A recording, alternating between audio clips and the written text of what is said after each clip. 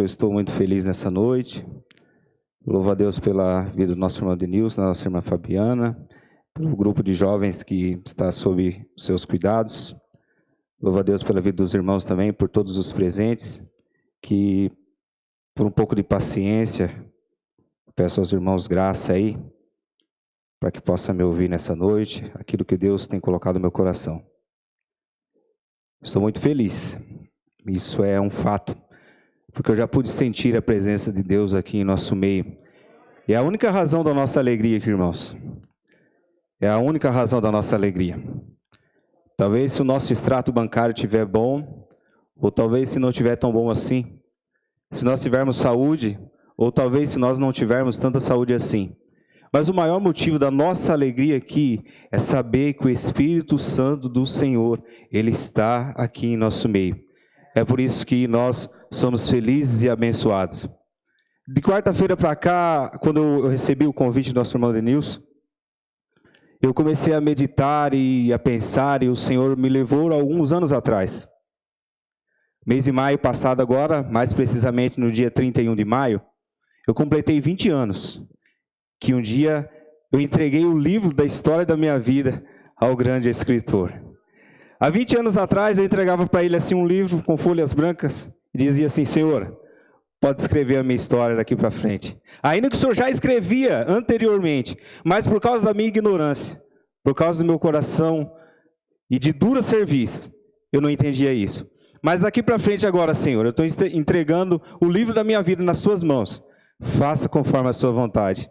E é bem engraçado que quando vai passando-se os anos, irmãos, eu olhava os irmãos subindo ao púlpito e dizia assim: eu estou passando por uma grande dificuldade.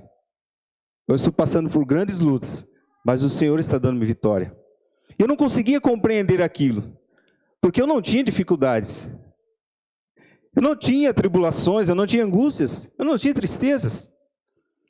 E mais engraçado, eu meditando durante essa semana, quando se haveria de ter algum trabalho na igreja, a gente ouvia assim dizendo: ah, mas tal trabalho serão os irmãos que vão fazer. Tal trabalho serão as irmãs que vão fazer. Mas passou-se o tempo, aquela geração ela foi ficando para trás. E hoje os irmãos somos nós. Não é, irmão Denilson? Hoje as irmãs que outrora, às vezes fazia bagunça lá na hora de lavar a igreja, irmão Orlando, que pendurava nos rodinhos lá e saía arrastando na igreja, hoje são as irmãs que são responsáveis por cuidar da casa do Senhor. Vai passando-se os tempos. Eu não estou dizendo que eu estou ficando velho. Estou dizendo que nós estamos ficando experientes, mais maduros na presença do Senhor. Mas o que nos chama a atenção é que independente do tempo, independente das fases, até aqui o Senhor tem nos ajudado. Até aqui o Senhor tem nos sustentado. Talvez com tanta mais destreza nas nossas mãos. Talvez com não tanto mais alegria e disposição com o nosso corpo, porque diz a Bíblia que ele vai se corrompendo com o tempo, os tempos vão chegando, o nosso corpo físico ele vai se abatendo, mas nós sabemos que dentro de nós há um Espírito que renova as nossas forças diariamente, para o nome do Senhor ser glorificado. E é por isso que nós estamos aqui. É por isso que nós temos atravessado durante toda essa jornada, toda essa trajetória que o Senhor tem nos proporcionado, é por causa disso. É as mãos do Senhor que têm sido estendidas sem medida sobre as nossas vidas. E é por isso que nós temos caminhado diante da presença do Senhor. Não é porque somos bons, mas é porque a bondade do Senhor, a sua graça e a sua misericórdia tem alcançado as nossas vidas diariamente. É por causa disso. Meus irmãos, eu gostaria de ler um texto com os irmãos. Salmo de número 42.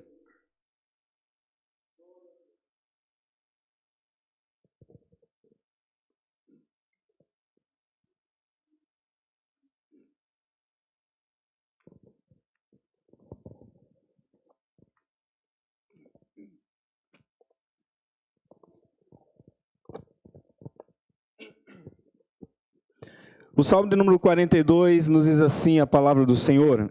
Em outras traduções, está como a corça, como o servo brama pelas correntes das águas.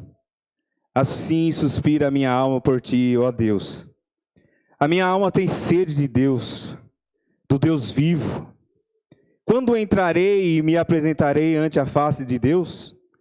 As minhas lágrimas servem-me de mantimento de dia e de noite. Porquanto me dizem constantemente, onde está o teu Deus? Quando me lembro disto, dentro de mim derrama minha alma. Pois eu havia ido com a multidão, fui com eles à casa de Deus, com voz de alegria e louvor, com a multidão que festejava. Porque estás abatida, ó minha alma, e por que te perturbas em mim? Espere em Deus, pois ainda o louvarei na salvação da sua presença. Ó meu Deus, dentro de mim a minha alma está abatida.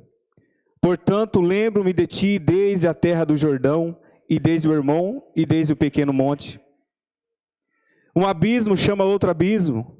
Ao ruído das tuas catadupas, todas as tuas ondas e vagas têm passado sobre mim. Contudo, o Senhor mandará de dia a sua misericórdia, e de noite a sua canção estará comigo. A oração ao Deus da minha vida. Direi ao Deus, a minha rocha, por que te esqueceste de mim? Por que ando angustiado por causa da opressão do inimigo? Como com ferida mortal em meus ossos, me afrontam os meus adversários. Quando todo dia me dizem, onde está o teu Deus? Por que estás abatida, ó minha alma? E por que te perturbas dentro de mim?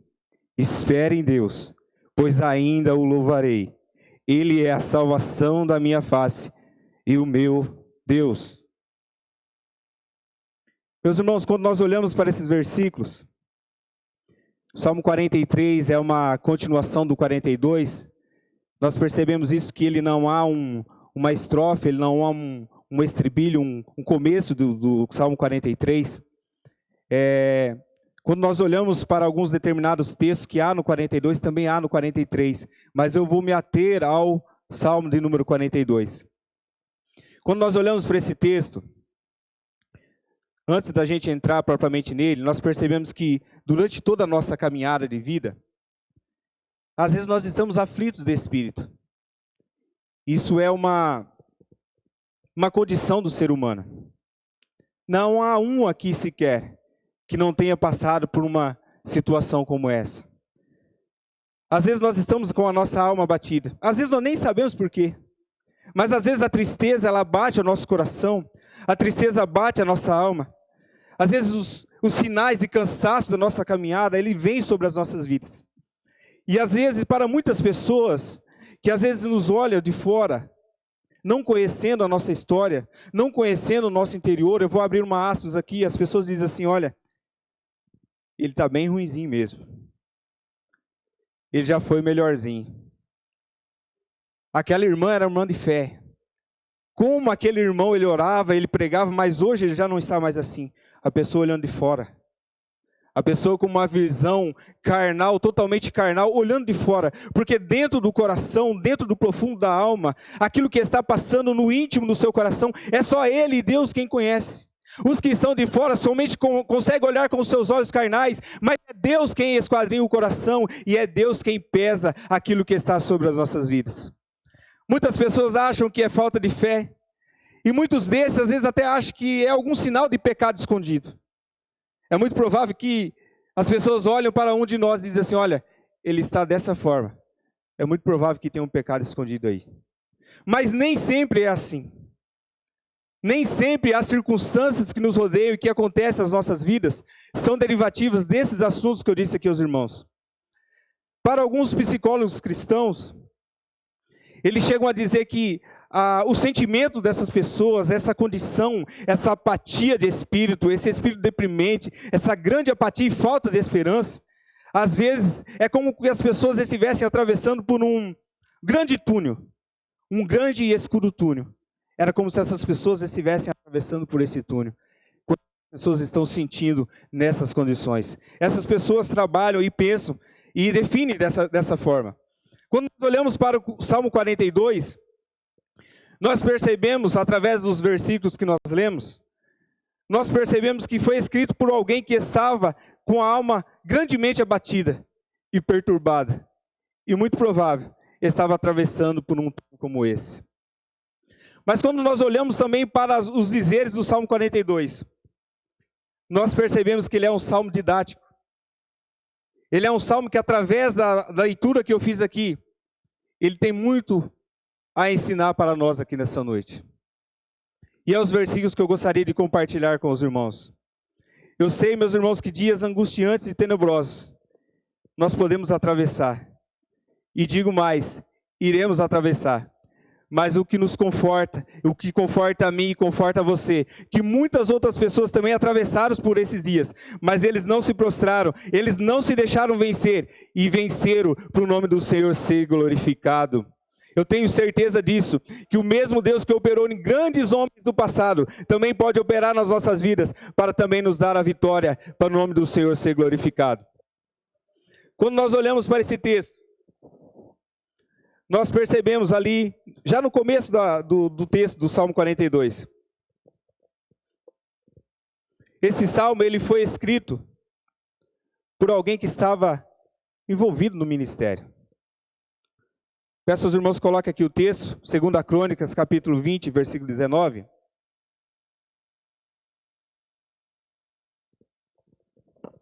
Nos diz assim o texto: E levantaram-se os levitas, dos filhos do Coatitas e dos filhos do Coraitas, para louvarem o Senhor, Deus de Israel, com voz muito alta. Esse salmista, ele fazia parte desse povo. Eles eram descendentes dos filhos de Corá. Corá, Deus deu um juízo tremendo para a vida dele, para a sua família. Mas a sua descendência, Deus teve misericórdia. E agora eles estavam no templo de Jerusalém, louvando a Deus, engrandecendo o teu santo nome, porque Deus havia dado mais uma oportunidade para ele. Perceba que as declarações desse salmista eram de alguém que fazia parte do ministério. Não era alguém que estava jogado na calçada.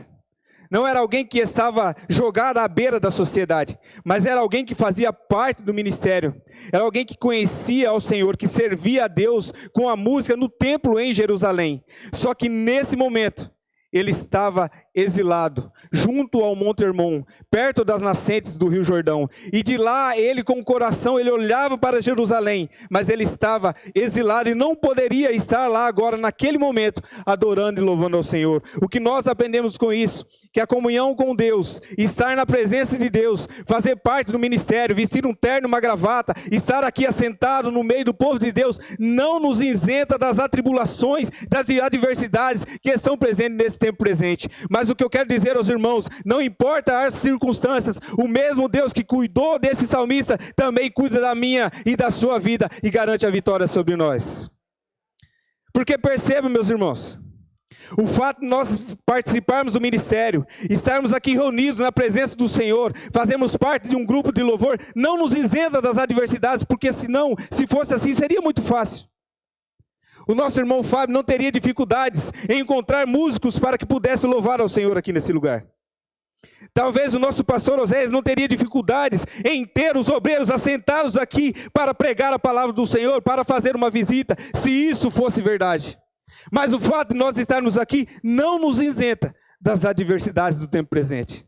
Mas o que eu conforto o coração dos irmãos, o Senhor está conosco em todas as horas.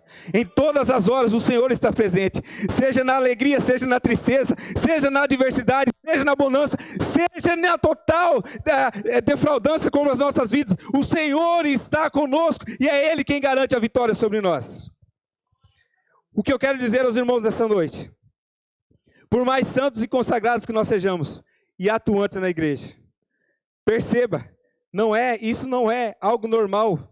Não é algo que seja só para os nossos tempos. Um homem chamado Elias, o grande profeta Elias, após acabar com 850 profetas de Baal, ter uma grande vitória diante do Senhor. Levanta então uma mulher chamada Jezabel e diz a ele assim, manda um mensageiro para ele falar assim, olha, Elias, amanhã você vai morrer. Ele havia tido uma grande vitória por parte do Senhor, mas agora o medo tomou conta do seu coração. Elias não olhou para trás e não viu o grande livramento que o Senhor tinha dado para ele. Mas ele fugiu. Por causa de uma mensagem, uma mulher disse para ele assim, olha Elias, amanhã você vai morrer. Diz a Bíblia então que Elias corre para a caverna, se esconde. Deus teve que ir lá, ter um particular com Elias, para que Elias pudesse sair da caverna. Era o profeta Elias, imagine eu e você.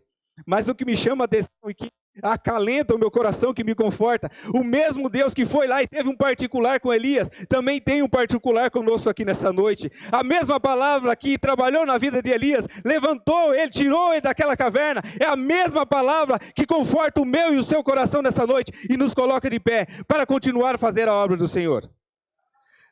O rei Davi também esmagado pela culpa. Diz a Bíblia que ele experimentou grande aflição de alma, e diz a Bíblia que o seu espírito e o seu coração gemia de tristeza por causa do pecado. Mas Deus não deixou ele prostrado.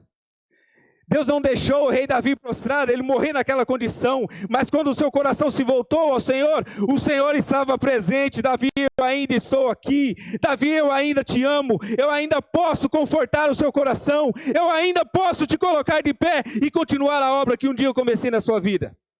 Tem muitas pessoas que estão se prostrando diante da presença do Senhor. Sabe por quê? Porque não sabe o Deus a qual você tem servido. Essa era a condição daquele salmista. Eu estou fazendo uma comparação aqui. Até o próprio Senhor Jesus, as horas que antecediam a sua crucificação, diz a Bíblia que ele, enquanto homem, suou grandes gotas de sangue. Jesus passou por uma agonia tremenda. Ele estava por uma angústia tremenda. E digo mais, não era por causa dele, mas era por minha causa e por causa de você. Mas diz a Bíblia que ele suportou toda a afronta, ele passou por todas aquelas adversidades, para que eu, hoje, pudesse estar aqui, nós pudéssemos estar aqui, glorificando e exaltando o nome do Senhor. Enfim, meus irmãos, enquanto nós estivermos aqui,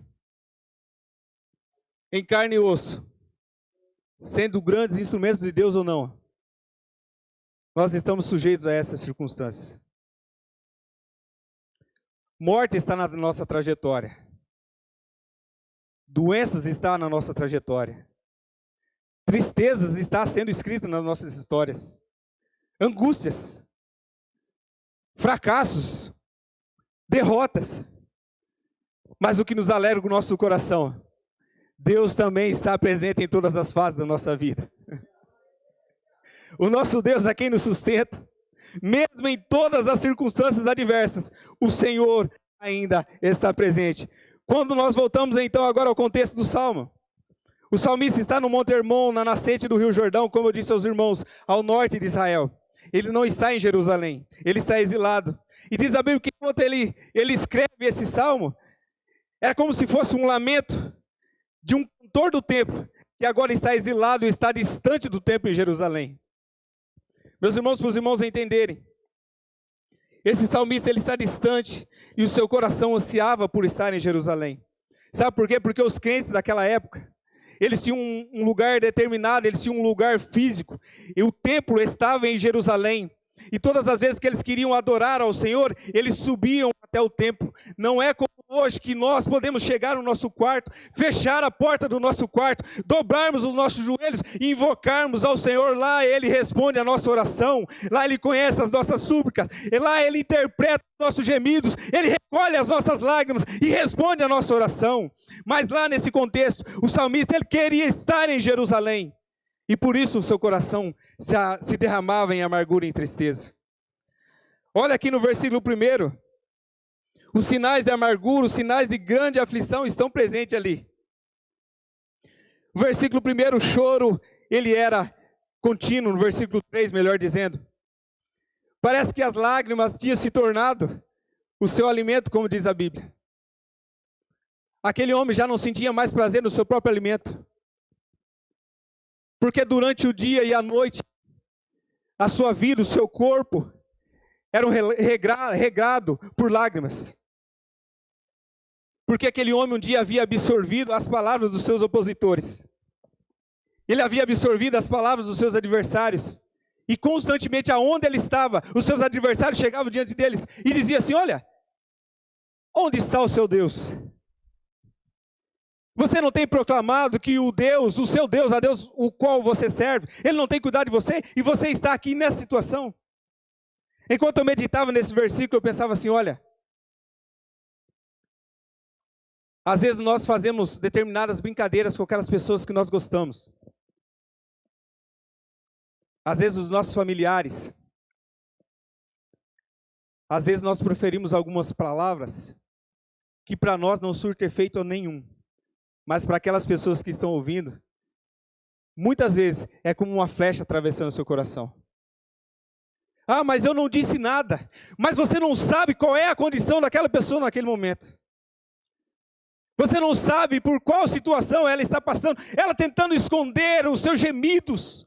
É tentando comprimir os anseios do seu coração. E aquelas palavras, elas são proferidas. Assim estava aquele salmista, longe da sua casa, longe de Jerusalém, ouvindo aquelas palavras de opressão sobre a sua vida. Perguntando para ele, onde está o seu Deus? E aquilo trazia grande tristeza e amargura de espírito para com ele. E diz a Bíblia que de dia e de noite ele chorava constantemente na presença do Senhor. Continuando, no versículo 5 e 6, nós percebemos que ali está uma alma grandemente abatida e angustiada. Versículo 5, por que estás abatido, a minha alma? E por que te perturbas em mim? Ele está fazendo um questionamento. Estar abatido aqui, irmãos, é estar encurvado. Aquele homem, ele estava derrubado. Ele estava totalmente desesperado. Ele estava sem ânimo, sem forças para continuar a vida. Dentro dele só havia gemidos de dor. Quantas pessoas estão assim nesse momento? Quantas pessoas talvez não estão agora, mas já passaram por esse momento de dor? Onde elas não conseguiam exprimir os gemidos do seu coração. Eles não conseguiam colocar para fora a angústia que estava atravessando o seu coração. Eles estavam como esse salmista, com a alma abatida e grandemente angustiada. O versículo 7 diz a Bíblia que aquele salmista, ele tinha como se tivesse com um sentimento de afogamento. Olha lá o versículo. Um abismo chama outro abismo. Diz a Bíblia que ao ruído das tuas catadupas, todas as tuas ondas e vagas têm passado sobre mim. Esse versículo ele está expressando, era como se Deus então derramasse como uma cachoeira grandemente sobre ele, como se inundasse a sua vida. Ele estava nesse momento, era essa a condição do salmista, como se ele estivesse com um sentimento de afogamento. Ele estava nesse momento como se estivesse sem ar. Característica daquelas pessoas que estão com crise de ansiedade, não é verdade? Quantos não têm passado por esse momento? Com essa chamada crise de ansiedade? Tem perdido o ar, sabe, parece que busca e o ar não chega, parece que faz força e parece que o oxigênio está distante, mas eu quero proclamar aqui nessa noite, o Deus de Israel, o Deus que conhece todas as coisas, o Deus que contempla a minha e a sua vida, Ele vai entrar com providência nessa causa, Ele vai restaurar a sua vida, Ele vai restaurar a sua saúde, Ele vai te colocar de pé, para o nome dEle ser glorificado. Esse é o Deus a qual eu estou pregando aqui nessa noite. Essa era a condição do salmista. No versículo 10, ele vai exprimindo as dores físicas que ele está atravessando agora. Como com ferida mortal em meus ossos. Mais uma vez ele exprime, me afronta os meus adversários, quando todo dia me dizem, onde está o teu Deus? Quando nós olhamos para esses versículos, meus irmãos, nós percebemos que as grandes aflições da nossa alma, às vezes resultam em dores físicas. Sabe aquelas pessoas que estão constantemente doentes? E elas recorrem à medicina, elas recorrem aos exames, os mais diversos possíveis. E aí no outro dia ela vai consultar com o médico para ver os resultados. Não deveria sim, mas ela vai até com uma expectativa, ela vai até com uma esperança. Hoje eu vou descobrir o que eu tenho. Hoje o médico vai falar assim, ó, eu tenho isso, e o tratamento vai ser esse. Mas para sua surpresa, ela chega ali, ela se assenta, e o médico diz para ela, abre os exames e diz assim, olha, a senhora e o senhor não tem nada. Eu não vejo nada, nós fizemos exames, nós fazemos grandes levantamentos, mas nada foi apontado. Mas sabe por que o seu corpo está enfermo?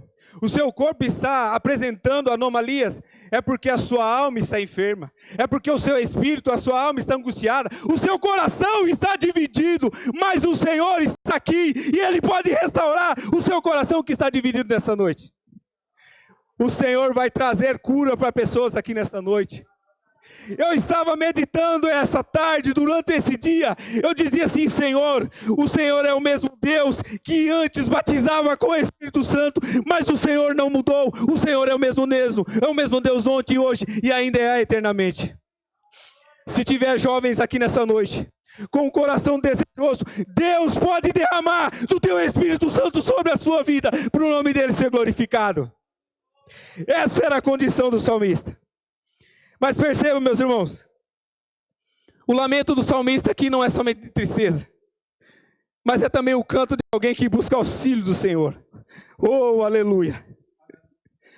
O lamento do salmista aqui não é só para destilar tristezas e angústia, não. Era alguém que buscava auxílio do Senhor. Era como se ele dissesse assim: Senhor, eu estou quebrado mesmo, isso é verdade, mas eu sei quem pode restaurar a minha vida.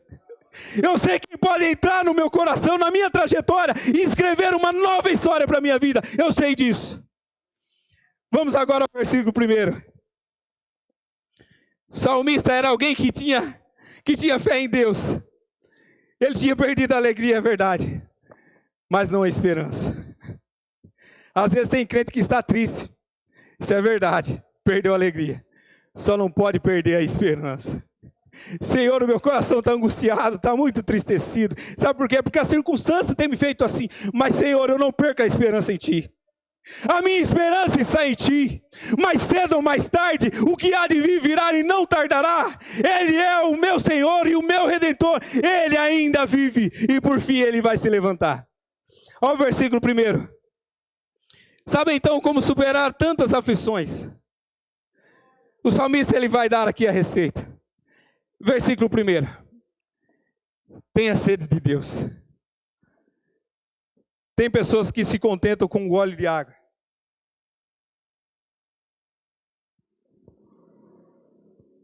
Mas o Senhor Jesus disse que aquele que crê em mim, rios de água viva fluirão do seu interior, rios. Tem muita gente passando sede, irmão Denilson, morrendo. E o Senhor disse assim: olha, você crê em mim? Eu vou saciar a sua sede. Eu vou fazer transbordar o seu cálice. Eu vou fazer transbordar a sua alma. Somente creia em mim, porque de mim há uma fonte inesgotável para saciar a sua sede. O salmista dizia assim: olha, tenha sede de Deus. O versículo 1 nos diz assim, olha, do Salmo 42. Como o servo brama pelas correntes das águas. Olha o salmista expressando o sentimento que havia dentro do seu coração. Assim suspira a minha alma por ti, ó Deus. Sabe o que ele quer dizer aqui? Por que ele usa esse exemplo? Porque a corça ela tinha capacidade de identificar as correntes das águas. Mesmo num terreno totalmente árido, totalmente seco, ela conseguia respirar, ela conseguia identificar as correntes das águas, e ela sabia onde estava o caminho.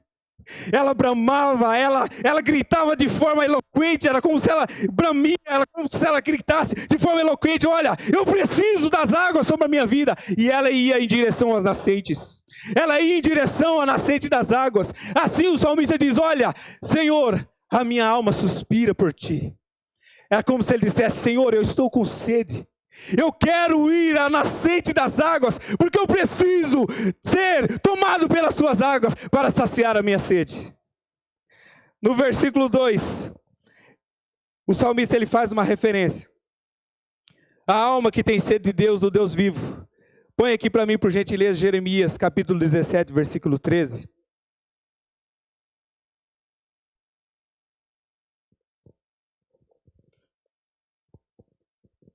O texto nos diz assim: ó Senhor, esperança de Israel, todos aqueles que te deixam serão envergonhados, os que se apartam de mim serão escritos sobre a terra, porque abandonam o Senhor, a fonte das águas vivas. Eu quero fazer um convite para você nessa noite. Não se aparte das fontes das águas vivas. Não se aparte da fonte das águas vivas, que é o Senhor, porque se você se apartar da fonte, você vai morrer de sede. Se você caminhar para longe das águas vivas, você vai se definhar na presença do Senhor. Mas Ele te convida nessa noite. As nascentes estão presentes. O Senhor está presente. Busca ao Senhor enquanto você pode o encontrá-lo.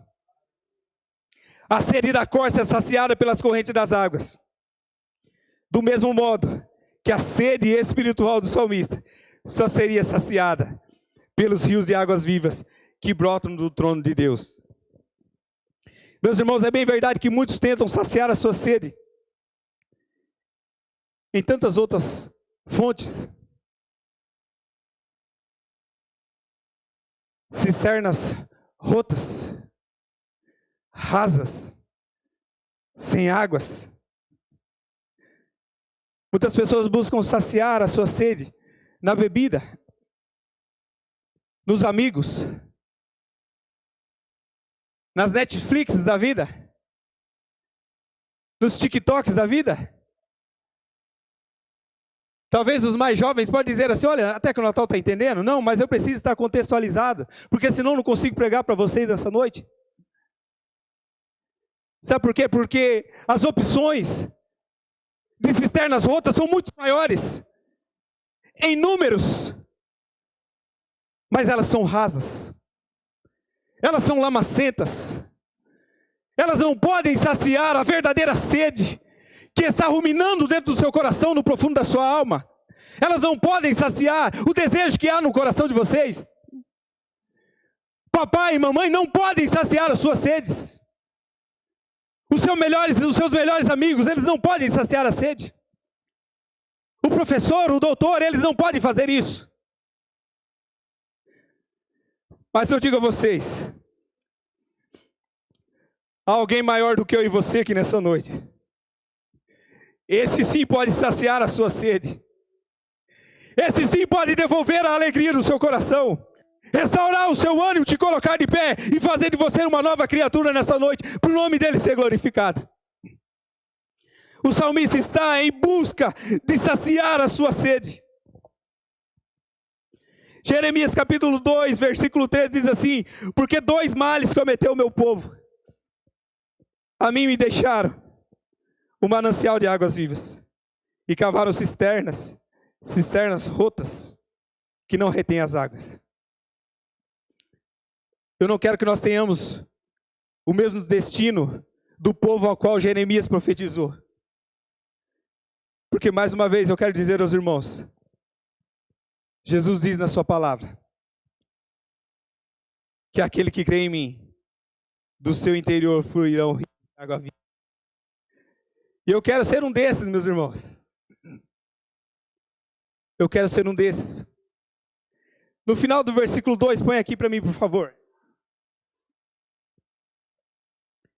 O salmista sofredor, agora ele vai expressar o seu maior desejo.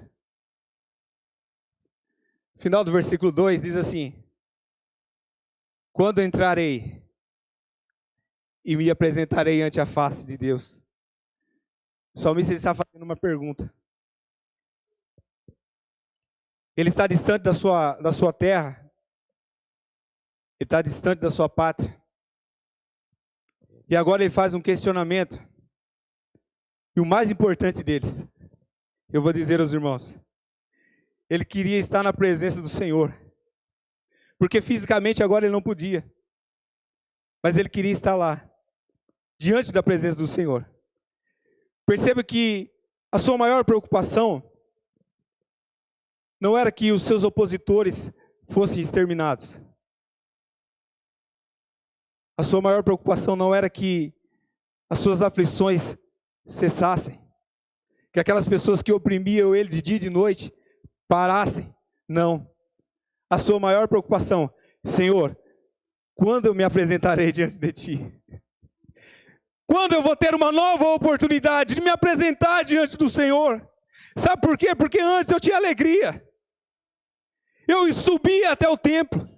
Quando tinha as festas, eu me aglomerava com aquelas pessoas. Naquele tempo podia, hoje já não pode mais. Eu ia junto com a multidão, eu me apresentava diante do Senhor. Eu podia, diante da sua face, glorificar o teu nome. Mas agora, porque eu estou exilado, agora eu não posso mais. A preocupação do salmista Senhor, quando eu vou me apresentar? Quantas oportunidades você tem tido de se apresentar diante da face do Senhor? Quantas? Está tão fácil hoje. Ninguém mais está exilado.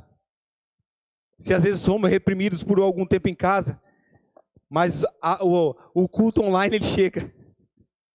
A palavra chega na sua casa. Naquele tempo o salmista estava exilado, mas hoje nós estamos aqui, na presença do Senhor, diante da face dele, podendo apresentar a Ele o melhor que há no profundo da nossa alma, o melhor que há no profundo do nosso coração. Nós temos a liberdade por fazer isso. E por que não fazemos? Por que nós não derramamos o nosso coração na presença do Senhor? Aquele salmista, ele admitia o problema que ele tinha, ele confessava que por dentro ele estava arrebentado, mas mesmo com o coração arrebentado, ele queria estar na presença do Senhor. Ele queria estar lá em Jerusalém, ele queria estar lá no meio do povo, adorando e bendizendo ao nome santo do Senhor Jesus. Olha aqui, o salmista, quando ele escreve o Salmo 42, ele estava lutando por esperança. Ele não tinha se rendido às suas emoções de desânimo, muito pelo contrário. Ele estava contra-atacando, ele estava empregando forças, mesmo chorando de dia e de noite. Ele diz a Bíblia aqui, de noite ele estava com o coração, ele tinha um cântico nos seus lábios, ele orava ao Senhor, mesmo entristecido, o Senhor o visitava. Ele estava lutando, ele estava empregando forças. A luta desse salmista aqui, e a nossa não deve ser diferente. Deve ser como um velejador, que depende da vela do seu barco, para se locomover de um lado para o outro. O vento está soprando, mas a nossa vela ela precisa estar hasteada. A vela do nosso barco ela precisa estar erguida.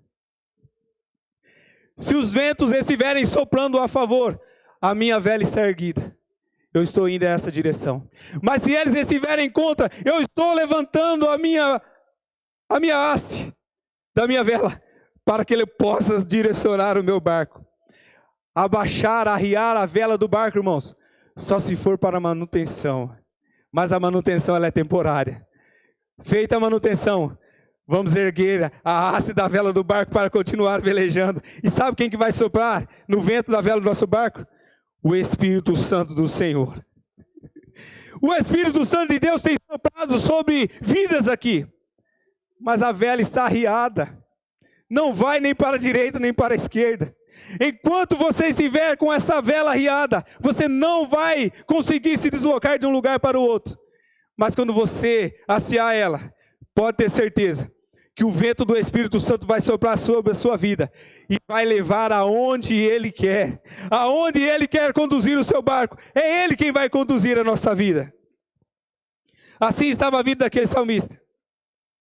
Ele não desistiu de lutar, mesmo diante de tantas adversidades, de tantas dificuldades. Ele firmou o seu compromisso com o Senhor. Ele pregou para a sua alma. Um versículo interessante, as horas já se foram.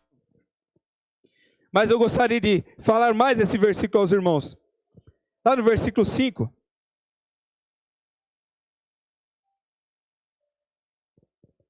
Ele faz uma pergunta.